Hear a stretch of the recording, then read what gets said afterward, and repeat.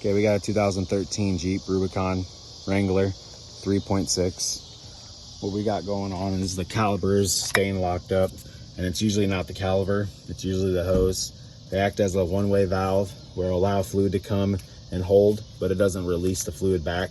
So what you have is basically a locked up caliper because the wheel still spins. So we know it's not the wheel bearing or axles locked up.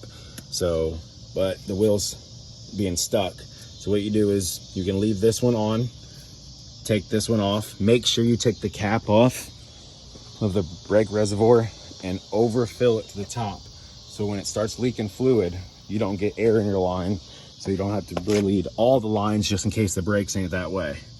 I'll have a part 2 in a second. So, and I'm pretty sure this is just a 12 and then a 10 mil right here. And you just snap all these off of the right here that holds on, and then you replace it. Very simple.